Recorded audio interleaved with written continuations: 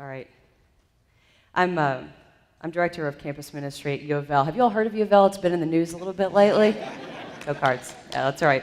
I know we've got some alums here. I've gotten to work in the capacity in young adult ministry for over 13 years, really, as a volunteer with Tim Grove. Carol Goodwin, my colleague, is here as well. And in that time, getting to work with young adults in a ministry setting, we've seen a lot of concern, a lot of efforts to try to reach out to young adults because of their lack of involvement overall in what we do in our parishes. And campus ministry is a piece of that, but what I'm talking about today is the larger, overall young adults in all of our parishes and all of the Archdiocese. And I'm going to just tell you firsthand, I don't have one particular solution for every church, every young adult that is out there. There's just not one solution. And that doesn't mean that we stop trying. It means, in fact, that we are more intentional about our outreach. And I think that the new evangelization has some really particular insights for us as we move forward, trying to reach out to our young adults. So who is it we're first talking about here? The U.S. bishops defined young adults some time ago in a document that they released called Sons and Daughters of the Light. If you haven't read that, I would suggest you read it. It's an excellent document. It's basically late teens, 20s, and 30s. That's young adults. For us, of course, particularly, it's Catholics. And they enumerate, different stages of life, different stages of development, married, single, all of that. But basically it's 20s and 30s. That's who we're talking about. There are some actually young adults here, believe it or not, in the room with us. There are a few. If you're in the 20s and 30s age range, oh, there's Mary. Go ahead, stand up, wave your hand. There are a few of those characters around. There we go. John's up here. There's Dalton. All right, so we know that young adults do exist. Young adult Catholics do exist, so that's good. But I want you to meet a couple of other young adults that are in our Archdiocese. These are ones that I happen just to have some contact with, and it helps us to kind of put a face on some of the young adults that are in our parishes today in the Archdiocese of Louisville. There's Jessica in the blue. I know some of you guys know her. She's a 19-year-old student at U of L. She came from a Catholic high school, probably a Catholic grade school. She's very involved in her parish, very involved at U of L in campus ministry. She's just kind of an awesome person all the way around. Jessica will live and die Catholic. That is who Jessica is. We've got Jason up there. Jason is a young adult professional. He came out of campus ministry. I know that he goes to a parish regularly. I doubt he is registered there. He's in his late 20s. He is getting married. They are getting married in the church, but back at her home parish. There's Melissa in the green, in that small picture, the light green. Melissa is a military wife. She's in her late young adulthood. She has been everywhere from Dubai to all over the United States in the 10 years her and her husband have been married. They have no children, but she does go to Mass regularly wherever she is. Again, not registered in a parish, but it's very important to her to be Catholic and to have, a lot of times she has stuff like medals and that kind of stuff because it's something she can take with her wherever she goes. And then Sarah there in the other kind of green, she is still a young adult, by the way. I just want everybody to know that. She is married, has a child in Catholic school, is active in her parish, happens to work also for the Archdiocese. So this is just a very, very limited glimpse of a few Catholics, young adults that are roaming around in our diocese right now. Now, despite their differences, they have a similarity. They show up. These are the ones that show up. These are the ones that are sitting in your pews probably every Sunday. Again, 2 of the 4 aren't registered probably. I am not one of them, by the way. Now, a study out of CARA, the Center for Applied Research for the Apostolate, you all probably have heard of CARA. They say that approximately 16% of Catholic young adults attend Mass weekly. Additionally, about 32% report going at least once a month. Now, those aren't huge numbers, but it could be a whole lot worse. Young adults are coming to us regularly, and I think if we can look at it in a way that is hopeful, that is a really good opportunity for at least those that we can get our hands on. But that is only part of the picture. They're just the ones that show up. What about the percentage, and I'm no mathematician, I can't get off the top of my head, what about the percentage that is not coming? That's not showing up every Sunday or not even coming once. They may be coming because their grandmother asked them to on Easter, or they may not ever come at all. Do we forget about them? Sometimes I think, sadly, that we do forget that they're even out there because they're not there in front of us. I have a U of L student, his name is Dan, he's actually graduating He went to a local boys' Catholic high school, wasn't particularly involved outside of his high school, and he never graced the doorstep of Catholic Campus Ministry until we had our spring break experience. One of his fraternity brothers invited him as a freshman. He came along, and as I sometimes do, I failed. I misunderstood, or I underestimated who they were as, they're fraternity boys coming to New Orleans with us. Like, what kind of trip's this going to be? They were amazing, is what kind of trip it was. And Dan, in particular, became really connected to the Catholic presence on campus. I still didn't get him to come to Mass. But I heard from Dan regularly, and I still actually, last Monday, I heard from him. Anytime he has a life struggle, anytime he has any kind of life passage that a normal young adult would go through, I get this phone call or a text from Dan, or it'll just happen through, for free lunch, but then he'll sit and talk to me forever because he needs that faith mentor in his life. He needs someone to walk with him, and he doesn't have the words for that. And I will continue to mentor him, and hopefully, I really hope that you all meet somebody like Dan in your parish, and you may have one in your lives already, because they are the largest amount of young adults that we have Catholic in this diocese and across the nation. I have learned a lot from Dan. He's helped me learn a lot about young adults, particularly about the ones who don't come in to our doors. These young adults, and it's not a surprise, they're just like us. They want to be loved. They want to be cared for. They want to be looked for. And when they're not loved, when someone doesn't feel like it's worth getting involved in their life, it makes a difference to them. They care deeply about helping other people, and they will sacrifice a lot to do it. And even though some of these young adults may not be coming to Mass every single week, their faith, they actually do care about it. And they need love and welcome, and sometimes a lot of effort to get them into a deeper connection with our communities. Pope Francis talks about the Christian truth as attractive and persuasive, even to people like Dan who have no words for that, because it responds to humanity's deepest needs. These young adults, all of the rest of us, they make bad choices, they get distracted, they're often misplacing their loyalty, putting other things in place of faith. But we also know that they're filled with God's grace, and they're worthy of God's mercy. And so they are an important piece to this.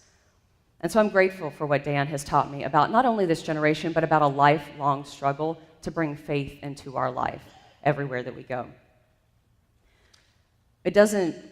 The relationship that we have with these young adults these young adults are also extremely important because they're already there, but the ones that aren't there, that relationship can be difficult. And so you wonder what one program, I'm just going to think about, what one program could you do out of your parish that would respond to the needs of all of these young adults and Dan, who's not even up there? What one homily could you give that would address all of their concerns, all of their needs? What one thing can you do? And I ask you this because it's a ridiculous set of questions. But we do this. It's often the lens that we put to young adult ministry. What one coffee house night can we have to have every young adult possible come to? Oh, they didn't come. Well, that's it. We can't do anything else with young adults. And that makes it extra difficult because there is no one right solution. So if it is so difficult, then why do we bother? 1 Corinthians has a very good answer to this. Now the body is not a single part but many. If a foot should say, because I am not a hand, I do not belong to the body, it does not for this reason belong any less to the body. If the whole body were an eye, where would the hearing be? If the whole body were hearing, where would the sense of smell be? But as it is, God placed the parts, each one of them in the body as he intended. If they were all one part, where would the body be? As it is, there are many parts, yet one body. The eye cannot say to the hand, I do not need you, nor the hand to the feet, I do not need you. God has constructed the body as to give greater honor to a part that is without it, so that there may be no division in the body, but that the parts may have the same concern for one another. If one part suffers, all parts suffer with it. If one part is honored, all parts share its joy. So why bother? Because as a community, we're not whole without them, period. Why? Because the status quo is just not working. The new evangelization, the Synod names why. The new evangelization, this is a quote from the Synod, it's the opposite of self-sufficiency. a withdrawal into oneself, a status quo mentality, and an idea that pastoral programs are simply to proceed as they always have in the past. Today, a business-as-usual attitude can no longer be the case. So that brings us to the question, okay, that's nice, Sarah, how? New Evangelization also has some very important insights. 3 markers I want to bring forward: faith, worship, and witness. Faith, a deepening relationship with Christ.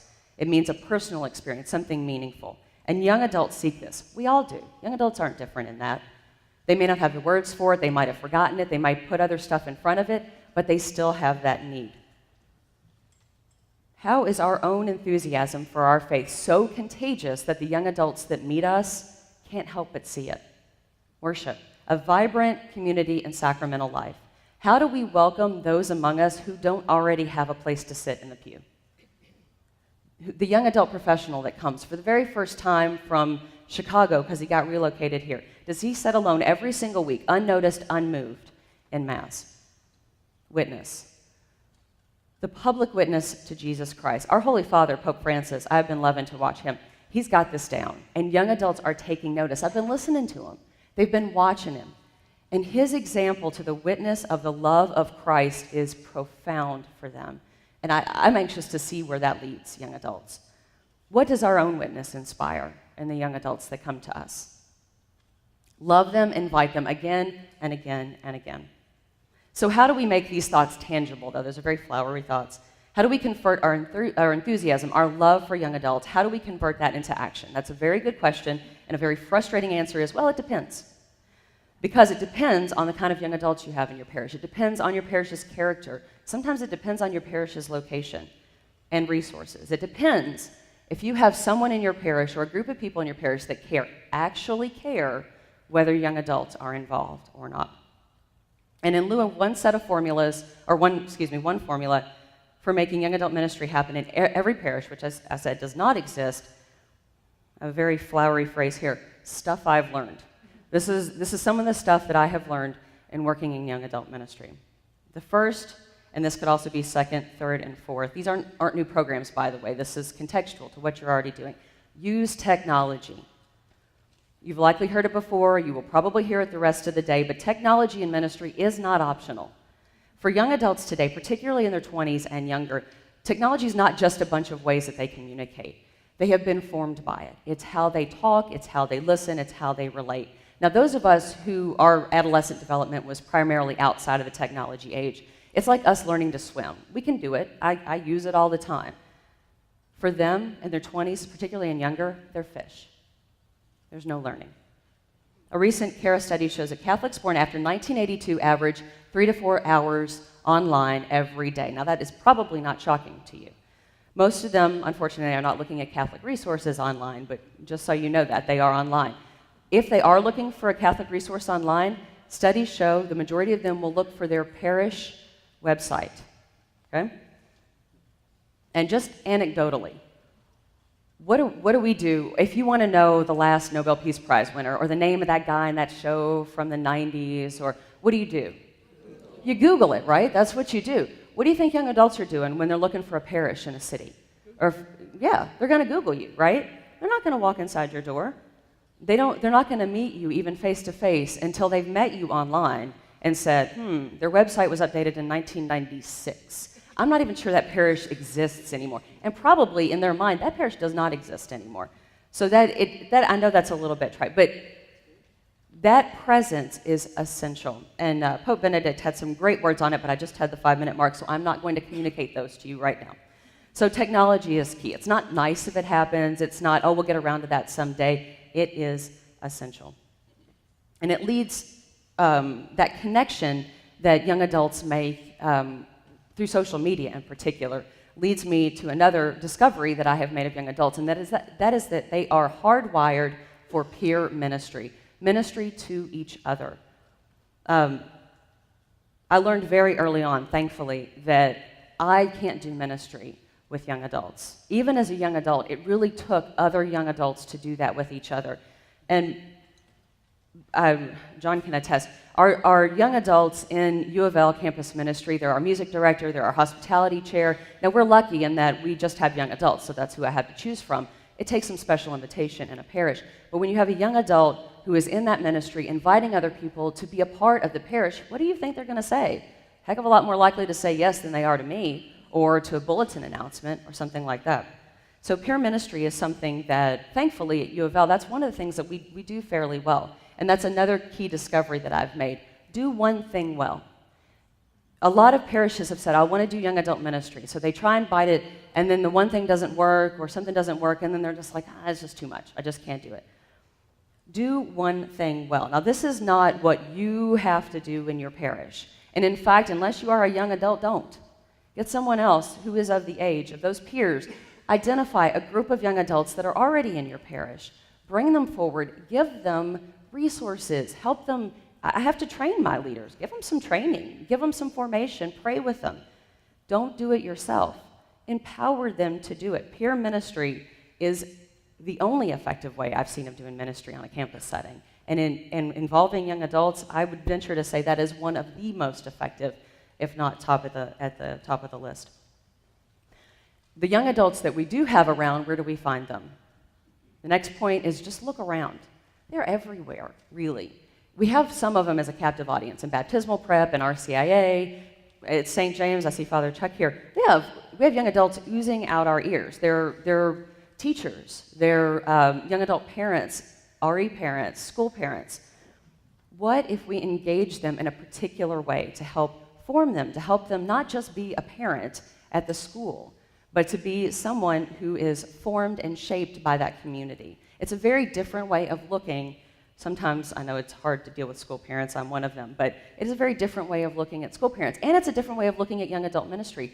We think oftentimes if we don't have this one singles group that's going out to a coffee on Sunday afternoons, that we don't have a young adult ministry. But that isn't the case. Young adult ministry can happen across the board. The bishops call it young adult responsiveness for your parish. If you make room for them at the table, then you have young adult ministry happening. We just have to be more intentional about it. And the last key insight I have, I swear, I promise, it's probably the most difficult. Do not give up. The needs of the young adult population are real, their gifts are real, and their place at the table is real.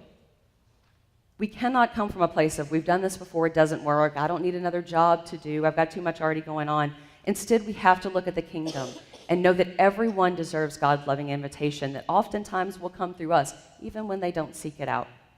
When our call, what is our call to mission if it is not to reach out to those who need to be found? The new evangelization reminds us that it starts with a rekindling inside, but it cannot stay there. It has to spread like wildfire to those that need it most. And our young adults need an overwhelming response of welcome from us. Welcome. We've been missing you. Thank you for being here. And even when frustrations come, and they will, I'm not going to make any bones about that, we cannot give up on this. I'm going to close with a quote from Pope John the 23rd. He reminds us, consult not your fears, but your hopes and your dreams. Think not about your frustrations, but about your unfulfilled potential. Concern yourself not with what you tried and failed in, but with what is still possible for you to do.